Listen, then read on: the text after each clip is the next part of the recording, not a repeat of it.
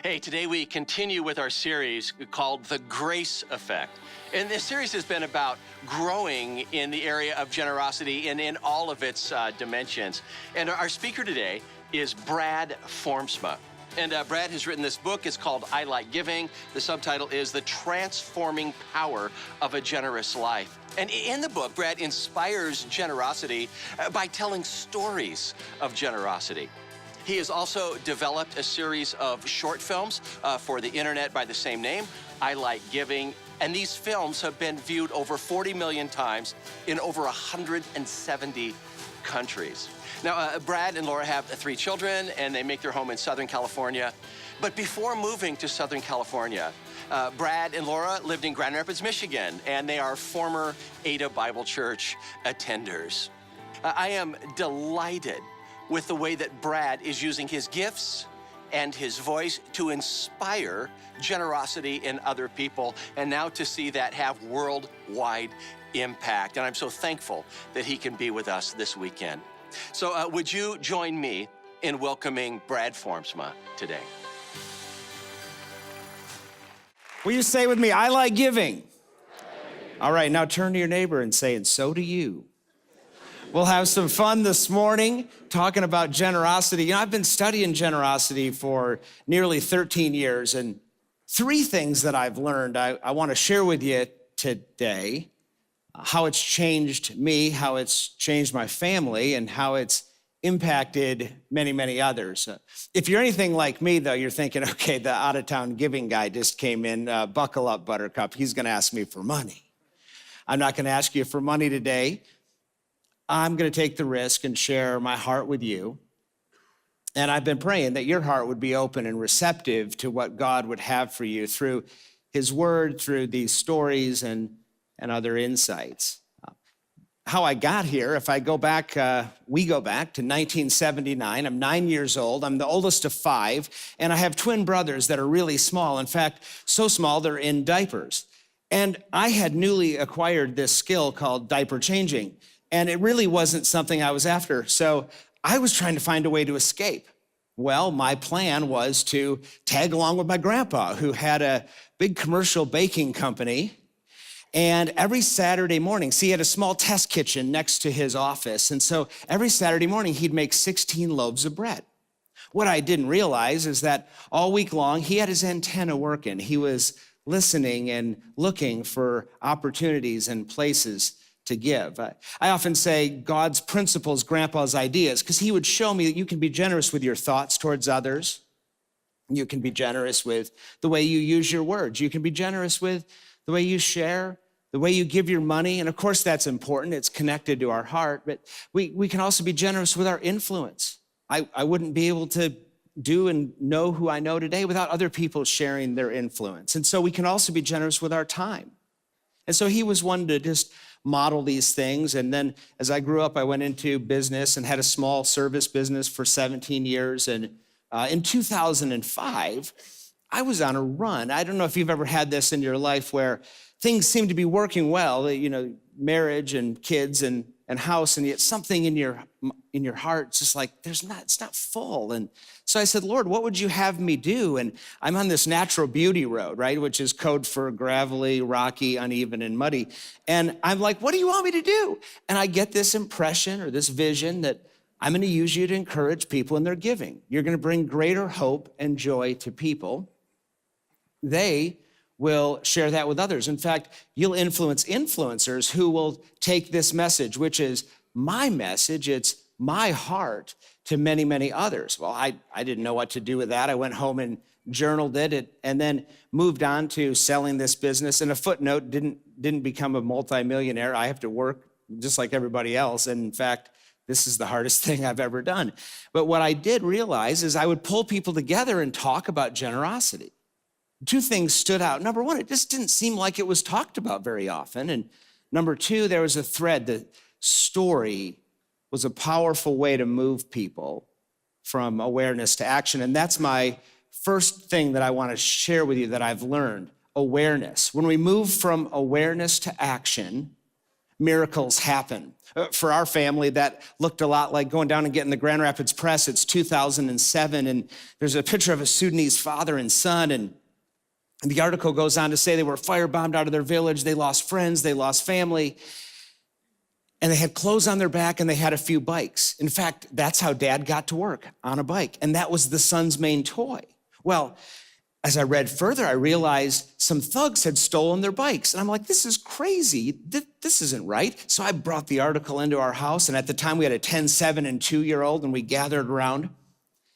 Little footnote, I married somebody opposite. I don't know if any of you have done that. When you bring these giving things into your life, they can sometimes be disruptive. So bringing your kids in on it, it softens the future conversations of being disruptive. Because I'm the idea activator guy. And so we decide we're gonna go get them bikes. And so we head off to the store. We load the bikes in the back of the van. A couple miles down the road, we're going just fine. And she looks over and says, idea guy, where's their address? Oh no, of course they didn't put the address in the newspaper. So we called the organization and they told us, but it took us 4 hours driving all over the southeast side of Grand Rapids to find them. And when we did, all the man could say is, I like bike, as he's on his new bike driving down the road. And we left. That day, the trajectory of my life changed forever. As we were leaving, my wife said, I kept hearing a voice, there'd be hundreds of bikes in that front yard. There weren't any. I think God really did have an assignment for us. And then way in the back of the van, my oldest son says, that was way better, Dad, than going to the water park.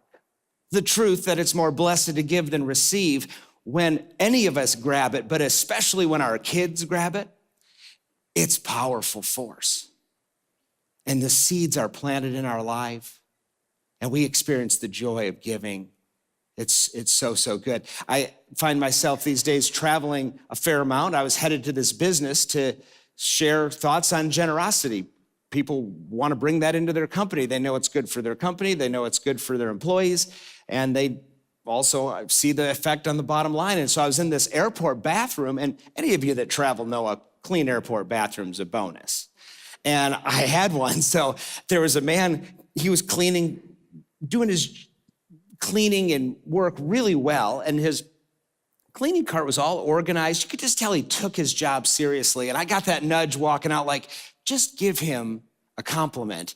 And I thought, no, I'm supposed to be the giving guy, and I denied it, but I got about 10 steps further, and the Lord came back to me on why don't you give him a compliment? And so I walked up and I said, sir, I just want to thank you for making this airport bathroom clean.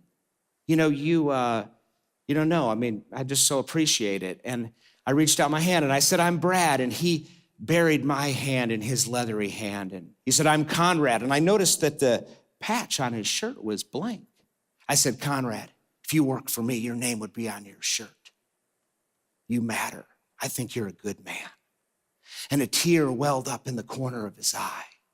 And I floated away, caught up with my wife at the coffee shop. And she's like, what happened? You're glowing. I said, I just went to the bathroom. No, I said, I just met Conrad. Who's Conrad? I said, let me just sit in this a minute. Again, I was experiencing Jesus' idea that it's more blessed to give than receive. I thought I was doing the giving and I was receiving this much joy. If there was one thing today that you would take, it might be, who's your Conrad? This afternoon, tomorrow, maybe you work with him.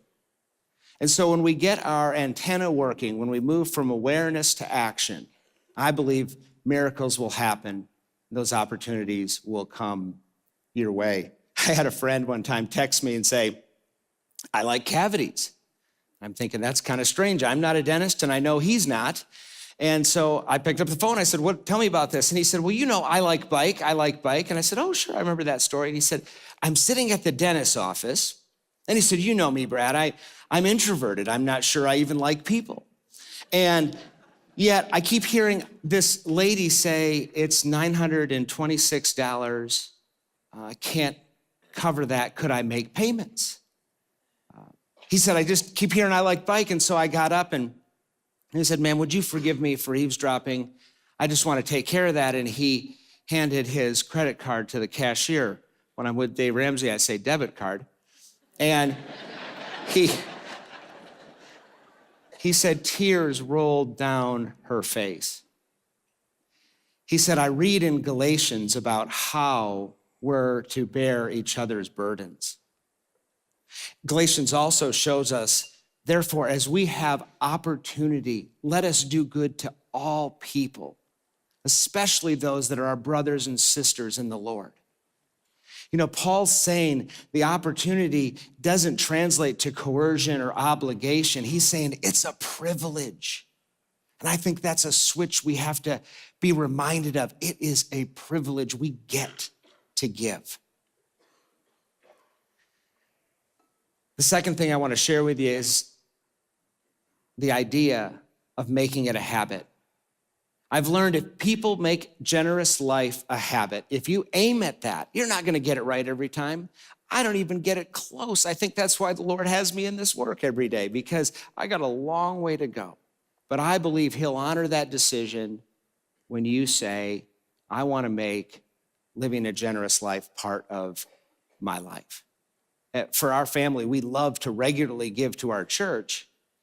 And yet we've also made a few lifestyle spending decisions so we can just accumulate a small amount on the side for those quick response giving opportunities. Our son came to us one day and said, my buddy, his dad's really sick, has a couple months to live according to his doctor, and I think our family could do something for them. And so we gathered around and we talked about this, and we decided the best thing we could do is a prepaid gift card, and then what we would do is just not sign it, one of those stealth giving things, and just drop it off at their front door. And so we jumped in the car and did this and thought we made a clean break, but when we were pulling out, the lady saw us, and so our cover was blown, and so they knew it was us, and sure enough, that doctor was right, and so the dad passed away. But 3 weeks later, we got a note in the mail that said, Dear Brad and Laura, my husband was praying and seeking God and saying, Lord, would you provide money for me so I could put new tires on my wife's car so that she would be safe when I go to heaven? The creator of the universe works through us to be a part of answering prayer. What a privilege, what a opportunity that we get to be a part of that. But I believe we have to have our antenna working. We have to be looking and listening, and we have to be ready. We have to be able to respond. You see, what I didn't tell you is that a couple months before this opportunity came our way, I sat in an oncology office, and the doctor said to me, you have a rare form of blood cancer, which is leukemia, and it's 24 months to live. Now, there is some medicine that you can take. It's only $300 a day. You'll take it for the rest of your life, and it works sometimes. And it's those moments, in that moment for me, my life flashed before my eyes, but I bet like you that you've had your life flash before your eyes, and if you haven't, you will. And in those moments, you have a time to go, where's my hope? And for me, my hope is in Jesus. But I also went to those decisions, particularly the one on the generous life, and said, that decision was made. That decision was made that we want to live generously. And I really believe, had we not done that, I would have chickened out. I was scared. Get up in the middle of the night, look out the window, wonder what's going to happen, who's going to take care of this young family, who's going to walk my daughter down the aisle. But can you imagine in heaven, I'm going to pass this guy someday and it's going to be like, I like tires, right? I'm just thinking that language is going to translate. I didn't even know him. We got to be a part of something more, and the focus got to move off of us. And one of the things that's great about the generous life is it goes beyond money. So now I could be generous with my words. And so for me, I would be at the oncology office at UCLA, and they take all this blood and money from you. And the lady that's doing it, her name is Joy. I mean, I'm just saying. And Joy's having one of those days. You could tell she's having a bad day. And I'm having one of those feel sorry for me days, which is funny because I don't think anybody notices that. Anybody else ever have that feeling like you're in a bad mood, but people say, can I give you a little feedback? You're a little, you don't even realize it. And so I'm sure we were both exchanging our disappointment with the day. And I just thought I'd ask her a question. I said, Joy, you ever go with a friend and get one of those big 910 calorie Starbucks drinks with the drizzle on top and go with a friend and just kind of go for it? And she looked at me kind of peculiar and said, yeah, I would do that. And so as she was labeling up all of these blood vials they took from me, I slid one of those Starbucks cards on her chair. And as I made it to the door frame, I said, have fun with your friend. A smile broke across her face. And it was like in that moment, there was just this sense like it's gonna be okay. We're gonna be okay today. And then my doctor, I mean, he's a piece of work. He knows everything, just ask him. And he's just, and he came to me and he said, there's no sign of this disease in your body. And so I want to take you off of your medicine. And he did this with several other people and closely monitor you. And 6 months later, he reported back that everybody else that he had taken off of this medicine, the disease had returned, but it hadn't returned for me. And so I said, Doc, I think we're dealing with a miracle. And he said, no, it's statistically impossible. And I said, well, what about spontaneous remission? Now that happens. And I'm like, I thought that's the medical definition of a miracle. And anyway, then he says, I like your shoes. And I said, oh, thank you. And then he goes back to the shoes again. I know I like the buckle on the top of the shoe. And I'm like, okay, I got it, Doc, thanks. And then a third compliment to the shoe. I like the stitching around the front. So I say, well, what are yours like, size 10? You think you're so smart. They're 9.5. And I'm thinking, he's so dumb. He just gave the giving guy the answer because I'm Dutch and I like nice. So I went straight to Nordstrom Rack, turned down that aisle, and there they were, glowing 9.5. So I bought the shoes, went home, wrote a little note and said, Dear Doc, thank you for using your God-given gift to help a guy like me stay around a little longer. And then I think Jesus is okay with the second part of the note. I said, these shoes will help you be one step more like me. And generosity matters for our hearts. Generosity matters for our families. And generosity matters for our legacy. Generosity matters. Third thing I want to share with you that I've learned is the impact. We never know how far the ripple effect will happen. One family, 2 stolen bikes turns into a changing my life and starting an organization that inspires people to live generously. One of my favorite ways to kind of qualify a giving opportunity is just ask a question. Now, I had been reading in James about widows and orphans, and I thought, where do I find a widow to help? And I've also read about Jesus saying, let your light shine before men that they'll see your good deeds and glorify your Father in heaven. Like optics matter. People observe what we ask, how we respond, how we live. Now, he also says, don't let your left hand know what your right hand's doing. And that's important too. It's always about motivation there. One shouldn't talk about generosity. If it's for you to get the glory, it's for God to get the glory. And so for me, I was getting my hair cut one day and all shampooed up. And I say to the lady cutting my hair, like, where do I get a widow? It just came out a little funny. And then I said, no, I'm just trying to find someone to help. And she said, right away, I know this lady. She's 88 years old. Her husband passed away a number of years ago. She's almost out of money. In fact, she's looking at cutting back on her medicine. And when she does that, we don't know what's going to happen. And so we started sending her money anonymously and thought, we'll see her in heaven. And then she turned 92. So we're like, well, maybe we should go meet this person. And we meet this beautiful lady. Her name's Evelyn, white hair. She's just a joy, and an instant friendship happens. And then the work about I Like Giving had started to take off and be more noticed online. And so a publisher came to me and said, you should write a book. And I said, no, I'm not your guy. I cheated in high school English. And they said, no, we can We can help a guy like you. We need to put these stories together, and the world needs to see them from age 8 to 98. Funny story, a couple of years ago, I was in a store in Holland, Michigan, came around the corner, bumped into the English teacher. Brad Formsma, what are you doing with your life? Well, I'm an author and speaker. She's the look on her face, I won't forget it. Like, there's no way. Oh, so here's a couple sentences from Evelyn's story in the book. Tears ran down my face. I knew what I needed to do. Didn't know who this stranger giving was, but this was a chance for me to continue to give.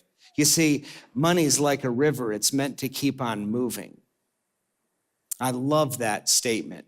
Money's like a river. It's meant to keep on moving. Young man, I want to give you this book.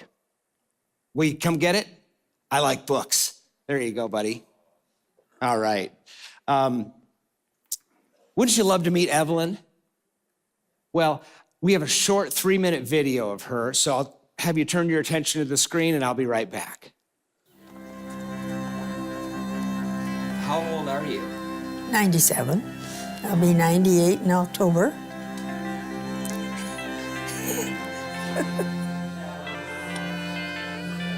I live in a retirement community. And we used to have a bus here to take people to the grocery store twice a week. And they gave that bus up. I don't know why. So a lot of people were stuck around here. Like my neighbor Joyce, who was a very shy person.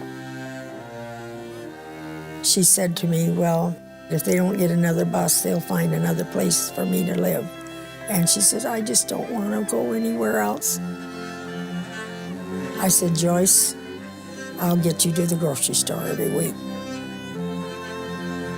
But I lost my driver's license because somebody thought I was too old. But I didn't have a mark against me at all. I was heartbroken at that. I really was. It made me feel old. It made me feel useless.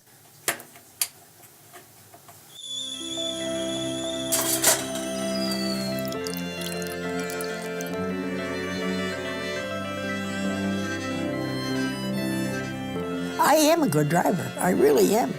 I'm not fearful when I drive, but I'm very careful. You're a hot rodder? No. You drag race a lot? Well, I drive 65, but I obey the rules, so I went to get it back. You make a promise, it's important for me to keep that promise if it's possible.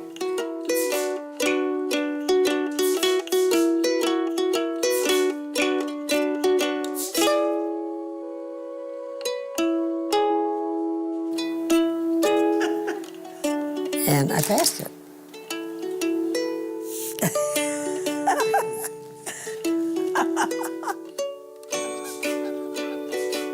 I'm on the earth, I'm here. If I can contribute, I should. Shouldn't we all? And not just think of ourselves. It's supposed to get real cold. Like I say, I don't have money to give, but I can give myself and my time. A lot of people in the world who don't have anybody who cares about them. So that's the way I felt.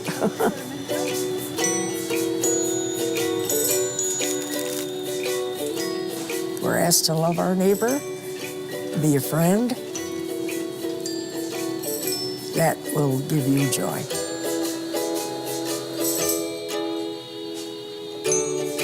I mean, I don't do this so you think I'm great.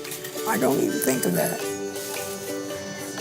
My daughter says, Mother, you shouldn't do this, you shouldn't do that. I'll say, well, okay. And like I say, I do what I please. I wouldn't do anything dangerous, but, you know.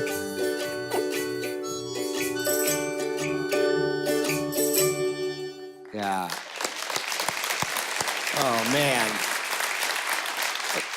See why I can't believe I waited 4 years to go find her. You know, that sometimes that anonymous giving thing is Boy, she's just such a joy. And a year and a half ago, I got the call that Evelyn went to heaven. And boy, I was so spun out for that following week. Like that treasure heart connection, it's so real and such a generous spirit. You know, one question, one widow, and then this story takes place and we capture it. 9 million people have experienced the generous life of Evelyn. In fact, recently I licensed it to National Geographic. They have a homeschool program, 250,000 kids a year for the next 10 years. Well, watch this story as a model of the generous life. The ripple, the impact that happens through the way we let our light shine before man. It's a powerful thing. And in 2011, we started a nonprofit called I Like Giving with the idea to inspire people to live generously. And we started with short films like Evelyn's. We have 18 of them now, and they, as Jeff said, been viewed way over 40 million times. But this is the idea of showing the generous life from a broader perspective and giving people a way to move from awareness to action. And that led to us being able to communicate at places like great churches. And you can think of good-hearted businesses that instill this value. And so we come into those organizations and businesses and reinforce it, the joy of giving and how it can be brought into our life and into our families. And people ask me all the time, like, how is I Like Giving funded? And I say, well, we just believe a generous world's a better world for all of us. And like, it reminds me of this guy named Daryl who gives to us through his donor advised fund. He said, you've helped me experience new joy and other ways to give, and I want more people to experience that. So that's how we operate. And when I think about impact as it relates to our family, my 16-year-old who's going on 26, so it's an interesting parenting challenge, he comes to mind. He's with me today. And so I asked him to share some thoughts on what it's like to be around the generosity conversation in our family. So would you join me in welcoming Drew Formsma?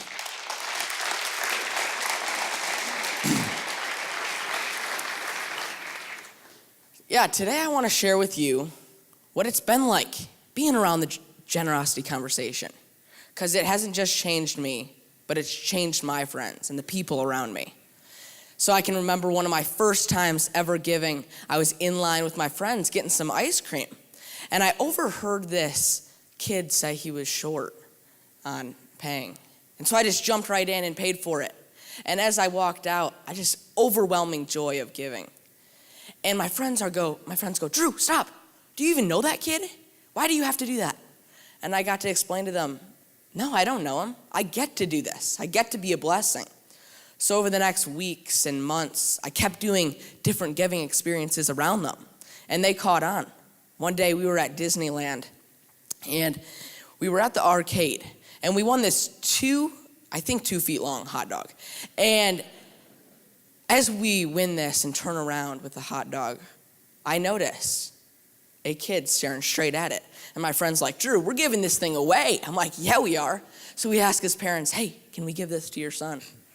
And after a couple seconds of a language barrier, his face lit up. I think his smile was bigger than his whole face. And in that moment, I realized something. I realized that he's not going to remember what rides he went on. He's not going to remember any of that. He's going to remember that 2 high school kids looked out for him, cared about him, and we made him feel known at such a small age. Will he ever forget that? I don't think so.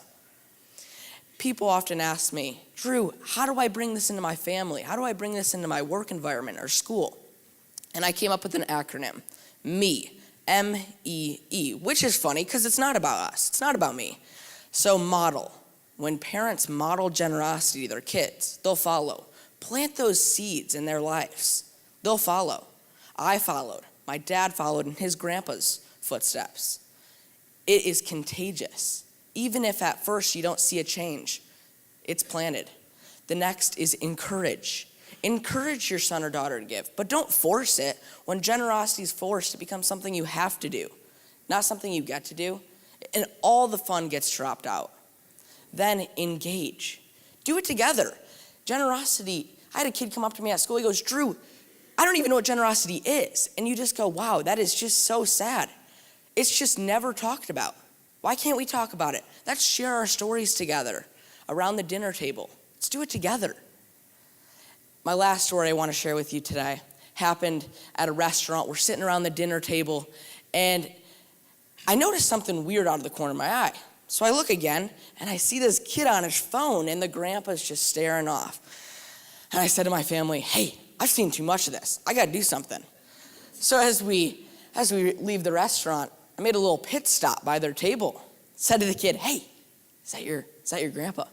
Yeah, it's my grandpa. I said, I bet your grandpa's got some great stories from his life. I bet he's a wise man.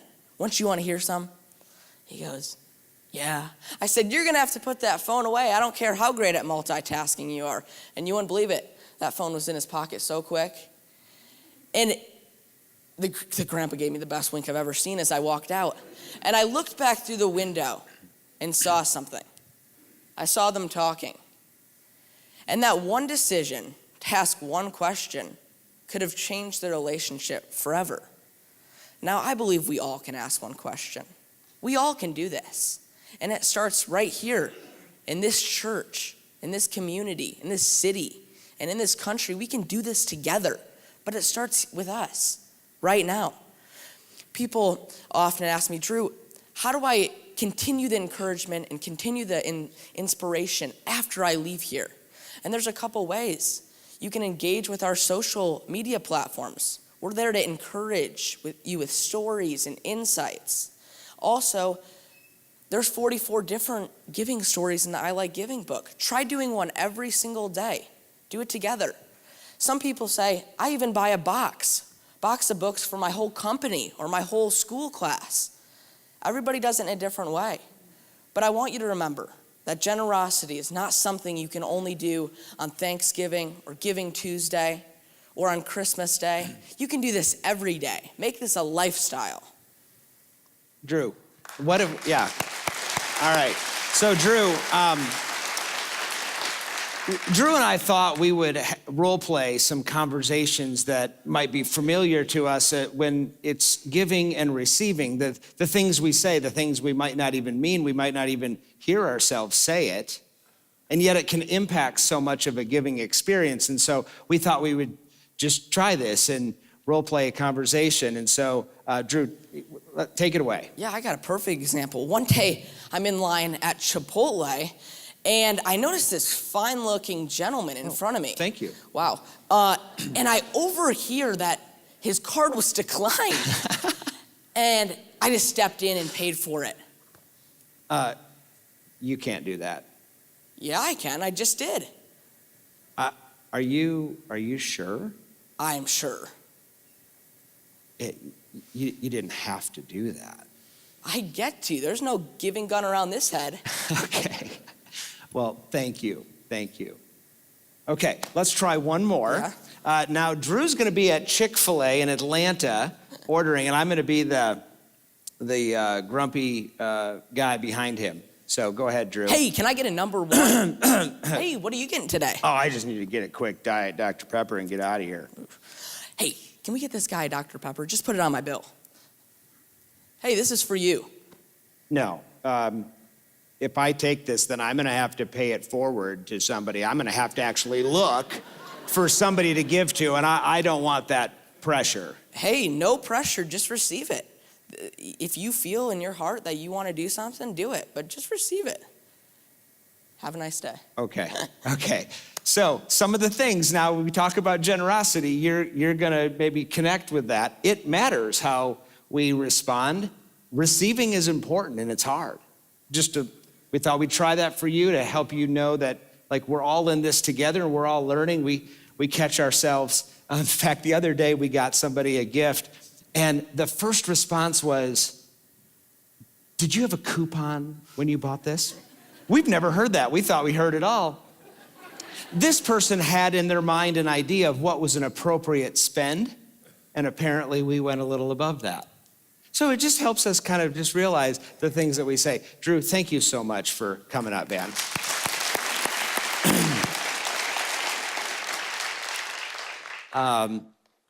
Shouldn't surprise you, a year after my grandpa passed away, I was thumbing through some papers that he had given us, and I came across this note. It said, "Dear Brad, Winston Churchill said we make a living by what we get, but we make a life by what we give. I think this is well worth remembering. Love, Gramps." And I think it's well worth remembering for all of us. Today we talked about awareness to action and miracles happen. We talked about having an opportunity to do good to all people. But I also asked you to make a decision to make it a habit to live the generous life. And so I ask you to firm that up, just make that decision in your heart, and then tell somebody and move at that. And then we learned about the impact. We never know how far these stories will go and how much of an impact it will be on our world. You know, this week, one of the hardest weeks of my life. Didn't know I was going to say this, but landed a week ago. My dad's sick, real sick. And throughout the week, downtown, I've had a chance to try to be as generous as I could with my words, these wonderful nurses and doctors. It's a powerful force to be able to be generous with our words. Our family feels helpless and super hopeful because we trust in God and we're praying. And so it's just life. And I get to show up here and be excited about generosity, and I am. But there's a reality that when we live generously, the sun's not always out. Storms come in life. And when we've made it a habit, I believe we can take God's nature and his ways through life with us. Would you join me in closing prayer? Lord, we thank you for the truth that it's more blessed to give than receive. I thank you that we had a chance to share from your word, and we had a chance to see stories of what you did. And Lord, may you be glorified for all those. I pray that we would all grow in the grace of giving so that we too will experience the life that's truly life. And I pray this in Jesus' name. Amen.